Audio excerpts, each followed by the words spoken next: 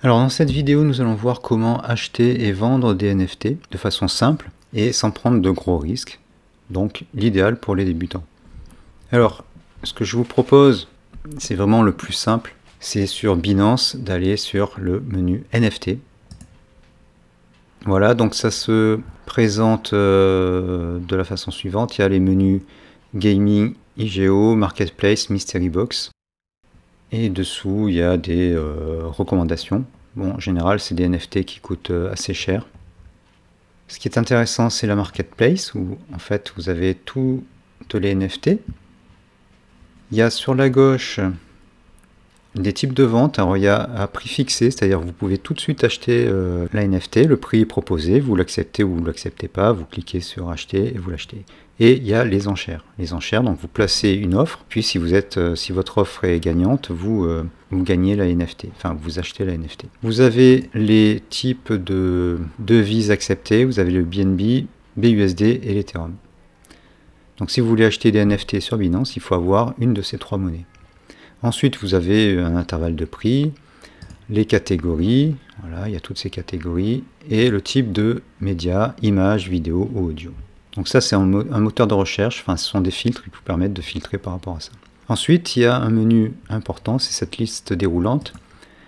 Il y a celles qui ont été récemment mises en vente, celles qui se terminent bientôt. Donc il y a, en fait, quand vous mettez une NFT en vente, vous pouvez soit fixer le prix, soit faire des enchères, mais elle a toujours une durée de vie. Alors, je crois que c'est 7 jours. La vente à prix fixe ou les enchères ne peuvent pas durer plus de 7 jours. Après, bien sûr, une fois qu'elle se termine, vous pouvez remettre en vente. C'est sans frais, donc vous pouvez recommencer tant que vous voulez. Donc là, vous avez celles qui se sont terminées, celles qui vont se terminer dans quelques temps.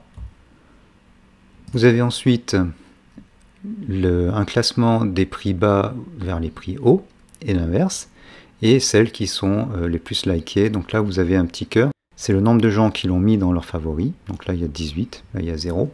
Voilà, et vous pouvez aussi taper une chaîne de caractères pour chercher un nom particulier.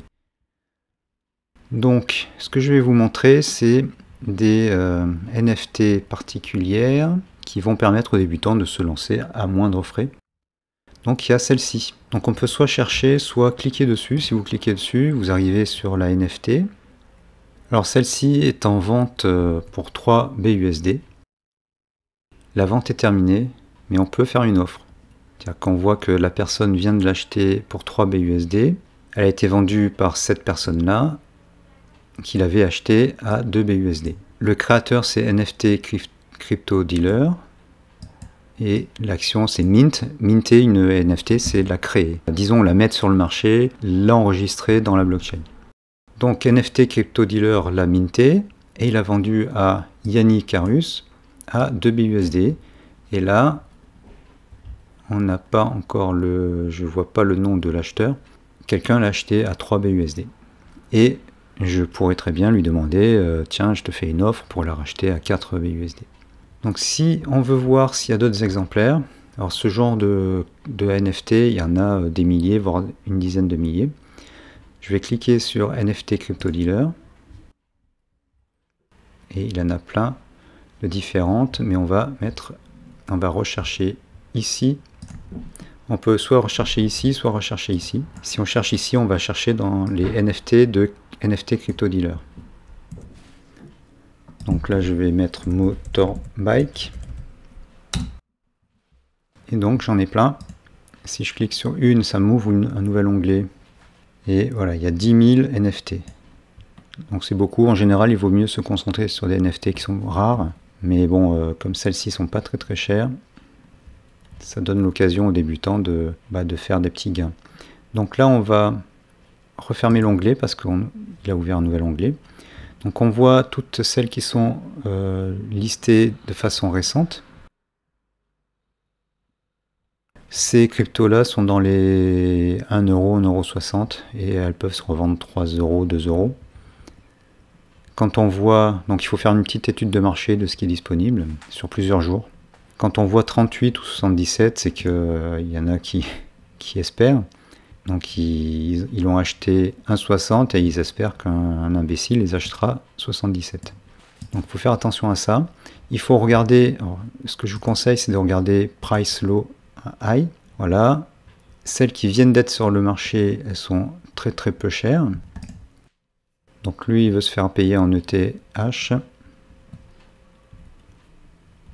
Et on peut placer une enchère. Voilà, donc il y a un incrément minimum. La plupart du temps, il est assez faible, mais certains, il y a 3 choix d'incrément, ça peut être plus élevé, mais en général, c'est assez faible. Voilà, si on place un bid, là, j'ai pas envie de placer un bid, on va donc être le meilleur enchérisseur, et puis si on est toujours le meilleur enchérisseur d'ici 1 jour, 4 heures, 36 minutes, eh bien, on aura remporté la vente. L'historique, on voit que quelqu'un l'a acheté à 2, puis il a revendu à 1,3, 1,5. Bon, il y a certains comportements bizarres, hein, les gens qui achètent à 2, puis qui revendent à 1,3. Bon, ça permet de faire des affaires. Vous pouvez la liker, donc je vais la liker. Voilà. Et vous la retrouverez dans votre compte. Voilà, donc ça permet d'avoir les prix. Donc, les enchères, ça commence à très très peu, 10 centimes. Ce que je peux regarder, c'est prix fixe. Donc les plus bas prix sont à 1,25, 1,30. Voilà. Et après on regarde jusqu'où ça monte. Voilà, c'est vraiment comme du trading, sauf que c'est avec des actifs, on va dire concrets, même si c'est digital. C'est un peu comme du commerce, on achète pas cher et on vend plus cher. Le problème, c'est acheter pas cher. Les premières que j'ai achetées, je les ai achetées trop cher. Donc là, vous voyez que ça commence à 1,30 à peu près. Donc il faut essayer d'en avoir à 1,30. Et les proposer à la vente à 1,40, 1,50. Donc ça fait rapidement 10%, 20%. Les frais sont très faibles, c'est 0,2%. L'astuce pour en acheter pas cher, c'est de suivre les mises en vente par le minter. Donc en général, il y a Coming Soon. Donc si on clique dessus, on voit que la vente va commencer. Alors là, c'est dans 39 jours. Bon, c'est un mauvais exemple, mais il faut se fixer l'heure et on va suivre la vente aux enchères. Et ce qu'il faut faire, c'est, une fois qu'on a une bonne idée du prix du marché, des prix planchers, on va aller sur Ending Soon. On va regarder, donc par exemple celle-ci, la vente s'achève dans 1 minute, mais elle est un peu chère, elle est à 4 $. Celle-ci est terminée, on va voir s'il y a eu des enchères. Elle appartient à NFT 4 $. On est le 17, il a acheté le 15, donc il n'y a pas eu de vente. Normal, c'était un peu cher. Est-ce qu'il y en a qui sont pas très chers? Alors par exemple, celle qui est vendue à 200 $, enfin 200 BUSD, elle a été achetée à 2,6, donc il n'y a aucune chance que quelqu'un, sauf quelqu'un qui fait une erreur, l'achète à 200 BUSD. Donc là, il n'y aura pas de vente. Bon, voilà, il faut écumer un petit peu les ending soon, les price low high. S'il y a un prix fixe, par exemple celui-là, on peut l'acheter. La personne l'a acheté à 1,599, il la revend à 1,3. Je comprends pas, mais bon. Donc on va aller voir une autre collection. Donc ce que je vous conseille, c'est une collection qui marche pas mal. C'est Badass Snail Army. Voilà, donc c'est des escargots avec des armes. Et eux, ils se mettent en vente à peu près à 1 $, 1 BUSD. Donc là, on voit que c'est déjà assez élevé, 3,40. Donc qu'est-ce que j'ai mis? Ending soon, low, high. Donc là, on a des enchères. Celle-ci, celle dont la fin est la plus rapprochée. Voilà, j'avais déjà fait une enchère il y a 4 jours. Là, je vais en remettre une. Voilà, donc on a l'enchère actuelle et ce qu'il faut ajouter pour faire une nouvelle enchère. Donc ça fait 0011. Voilà. On nous renvoie vers la page et j'ai mon offre qui est là. Donc comme c'est dans 2 jours et 5 heures, je resterai pas à la meilleure enchère. En fait, sur cette collection-là, donc Badass Snail Army, c'est vraiment la guerre lorsque l'enchère arrive à l'échéance. Il faut vraiment faire la dernière offre dans les 30 dernières secondes. Heureusement, elles sont assez nombreuses, il y en a plusieurs en même temps. Du coup, c'est un peu compliqué pour faire l'offre sur toutes les enchères. Alors moi, j'ai quelques erreurs parfois. Il y a un captcha Google ou Yahoo qui est pas bon, je sais pas pourquoi, parce qu'il n'y en a pas. Il y a des erreurs et du coup, j'en rate pas mal. C'est vraiment la foire d'empoigne, et celui qui arrive à l'avoir à moins de 1 BUSD, il peut la revendre facilement 1,5 ou 2. Là on voit toutes celles qui sont aux enchères et qui tout le monde va se battre pour les avoir. Elles sont revendues après, tout de suite après, à 2 BUSD ou plus. Je pense que les ventes se font jusqu'à 3. Et après, bon, c'est ceux qui espèrent que quelqu'un va faire une erreur et leur acheter beaucoup plus cher. Il y a aussi Bucks. Donc ce sont des billets avec un petit personnage. Le principe de ces grandes séries de NFT, c'est qu'en fait l'auteur prend un élément central, donc là c'est un billet, et après il change les couleurs, il rajoute des petits trucs, donc le personnage il a des petites features en plus différentes, et après on combine toutes ces propriétés pour faire jusqu'à 10 000 voire plus images différentes. Donc celle-ci est à 0,024, elle s'achève dans un jour. J'ai pas mis d'enchère, donc je vais en mettre une. Et celle-ci, c'est aussi très compliqué d'arriver à en avoir pas cher. Donc toutes celles-ci, ce sont des enchères qui sont dans plusieurs jours. En général, les gens les ont à 1 BUSD. Et après, donc là je suis... Et après, ils les revendent, donc il y en a un paquet, hein, un peu plus cher. On peut facilement faire 50%, 100%.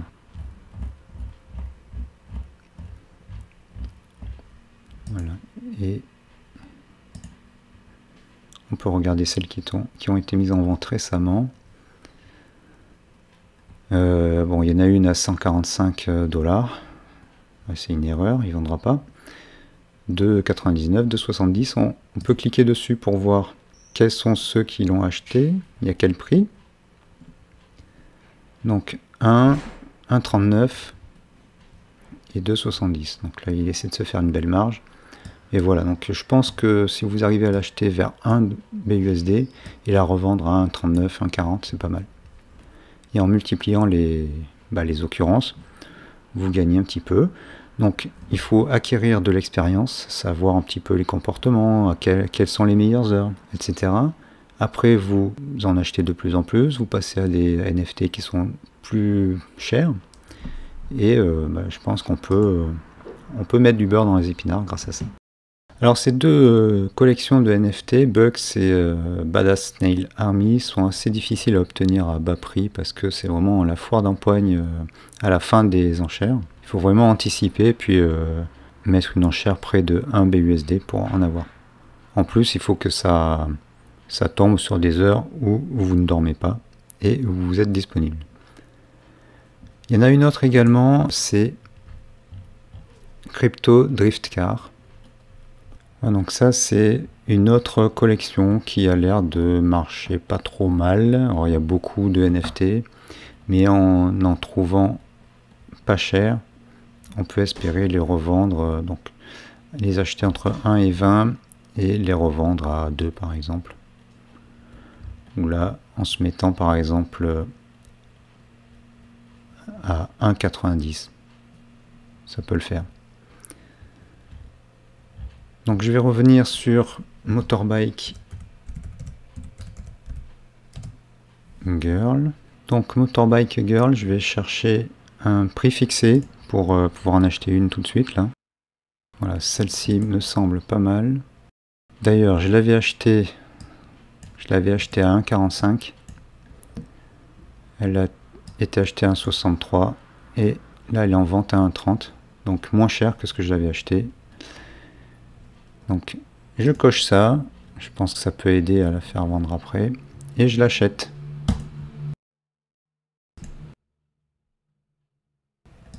Voilà, je clique. Le problème c'est que tous les assets que j'ai, toutes les NFT que j'ai sont déjà en vente. Donc voilà, elle est à moi. Et maintenant je vais la lister. Donc je clique dessus. Je vais la mettre en vente. Elle s'est vendue à 1,63. Je vais la vendre à...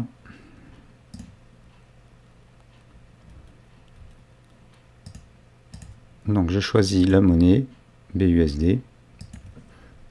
En fait, le risque avec BNB ou Ethereum, c'est que si la devise, la crypto baisse, je risque d'aller moins en dessous du prix d'achat. Donc je préfère la vendre en stablecoin. Donc la méthode de vente, elle est ici. En prix fixe, c'est ici. En enchère, c'est là. Donc je vous montre les enchères. L'enchère minimum, c'est le prix à laquelle vous allez la vendre. Donc vous tapez un prix. Voilà. Après, le markup, c'est-à-dire l'incrément de l'enchère, par défaut c'est 5%, ça peut être 10 ou 20.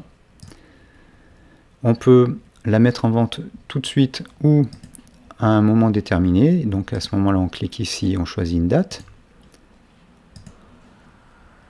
Ensuite, l'expiration, donc qui va déterminer la durée de la vente aux enchères, on le détermine ici. Et ça peut durer 7 jours à partir de la mise en vente. Donc là, ça serait jusqu'au 4 mai. Après, on peut choisir une durée longue ou courte. Voilà. Moi, je ne vais pas la vendre aux enchères. Je vais juste la mettre à 1,45.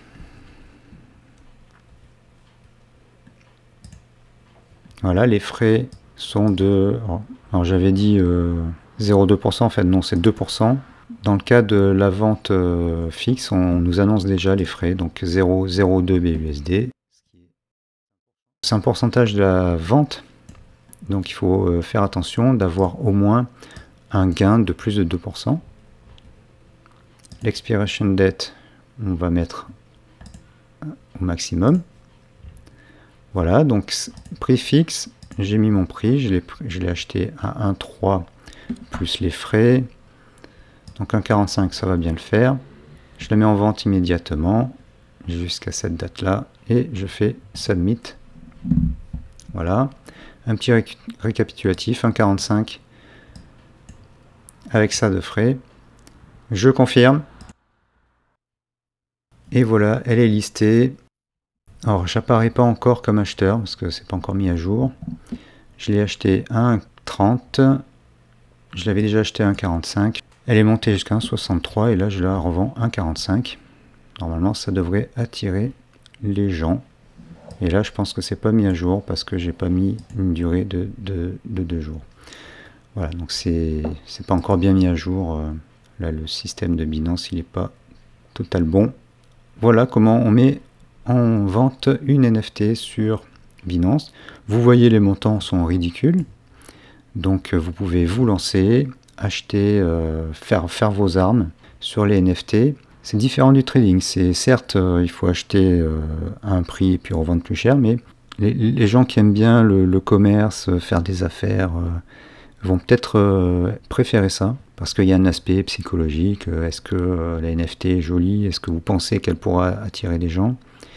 Est-ce qu'il y a un effet rareté? Bon, celle que je vous ai montrée, il n'y a pas d'effet de rareté. Il y a un effet de psychologie, la fixation du prix, les enchères, etc., la période, la durée, le fait qu'on a cliqué sur le petit cœur, là, c'est un autre aspect qui peut vous attirer. Et donc, il y a des petites collections, comme celle que je vous ai montrée, qui permettent d'acheter avec des prix tout petits, mais avec quand même des rendements assez importants. On peut... Le minimum, c'est 10% de gain. Et si vous vous débrouillez bien, vous pouvez monter de plus en plus haut avec des NFT de plus en plus chers. Vous devez gérer votre stock. C'est un peu comme un antiquaire, il a du stock, il faut qu'il vende. Il y a des périodes où ça se vend bien, où il y a beaucoup d'enchères, il y a des périodes où ça se vend moins bien. C'est une autre activité. Bien sûr, si vous êtes débutant, je vous déconseille fortement d'acheter tout de suite des NFT qui sont très chers, ou chers, ça dépend du budget que vous avez mis dans Binance.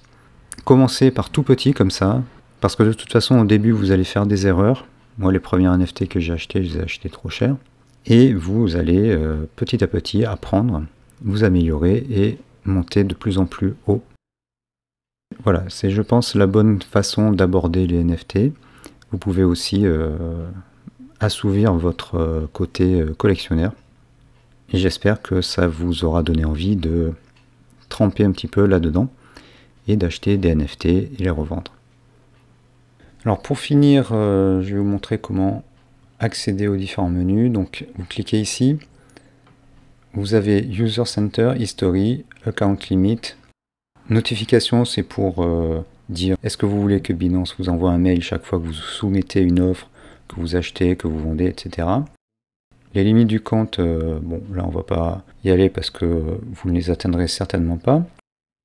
L'historique des achats et des ventes et le User Center. Alors User Center, on va y aller. Voilà, donc ça, là on a les assets qui sont en vente, les assets qui ne sont pas en vente, donc ça j'ai mis en vente la dernière, donc il n'y a rien. Les Mystery Boxes, alors les Mystery Boxes, c'est des NFT qu'on achète et on ne sait pas trop ce qu'il y a dedans et c'est une sorte de tirage au sort. On peut tomber sur une NFT rare ou sur pas grand chose. Les crypto-assets, c'est les BUSD, les Ethereum et les BNB que vous avez.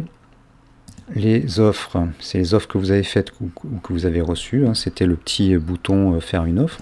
Donc moi, j'en ai pas. Et après, il y a les historiques. Donc l'historique des achats, donc on voit le dernier. L'historique des ventes, alors ça, c'est toutes les ventes qu'on a et avec un statut. Voilà, donc il dit si c'est en cours ou terminé. Les ordres qu'on a fait, donc ça c'est celui que j'ai fait. Les déposits, c'est pour déposer des NFT qui viennent de l'extérieur. Les retraits, c'est quand on retire une NFT de Binance pour la mettre vers l'extérieur. Et distribution, c'est quand on reçoit des NFT, notamment dans le cas des airdrops. Voilà, ensuite il y a les favorites. Donc vous pouvez retrouver des NFT que vous avez mis en favori. Merci d'avoir suivi cette vidéo. Likez-la, abonnez-vous à la chaîne, partagez cette vidéo et laissez des commentaires. Je vous dis à bientôt dans une autre vidéo.